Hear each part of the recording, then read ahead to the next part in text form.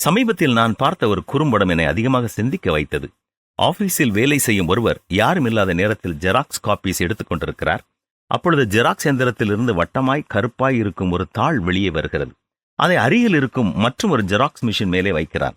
பின்னர் தண்ணீர் எடுத்து குடித்துவிட்டு டம்ளரை அந்த தாளில் உள்ள கருப்பு வட்டமான இடத்தில் வைக்கிறார். அந்த டம்ளர் காணாமல் போய்விடுகிறது. பின்னர் மெதுவாக கருப்பான இடத்தில் கை வைக்கிறான். அவன் கை உள்ளே செல்கிறது. பின்னர் டம்ளரை எடுத்து வெளியே வைத்து விடுகிறான். இந்த நேரத்தில் யாரும் இல்லை என்று அவன் உள்ளத்தில் அறிந்திருந்தபடியினால் அந்த கருப்பு வட்டமான தாளை எடுத்துக்கொண்டு முக்கியமான ஒரு அறையின் கதவு அருகே செல்கிறான்.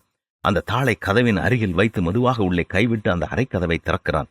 பின்னர் அந்த வட்டமாய் கருப்பாக இருந்த தாளை எடுத்துக்கொண்டு போய் அங்கே இருந்த பெரிய இரும்பு பணப்பெட்டியின் முன் பக்கத்தில் ஒட்டி வைக்கிறான்.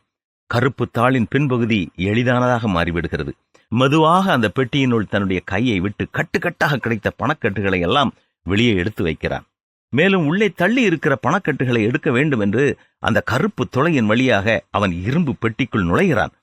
அவன் உள்ளே சென்ற அடுத்த வினாடியில் பெட்டியினுடைய கதவில் ஒட்டப்பட்டிருந்த அந்த தாள் காற்றில் பறந்து விடுகிறது. இதோடு அந்த வீடியோவும் நிறைவடைகிறது. இந்த காட்சிகள் சொல்லும் சத்தியம் என்ன?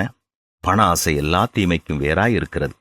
ஆபீஸில் நல்ல வேலை உண்டு, ஆனால் இன்னும் அதிகமாக பணம் வேண்டும் என்ற எண்ணத்தினால் அவர் செய்த அந்த தவறான காரியத்தின் முடிவே அவருடைய வாழ்க்கையின் முடிவாகிவிட்டது.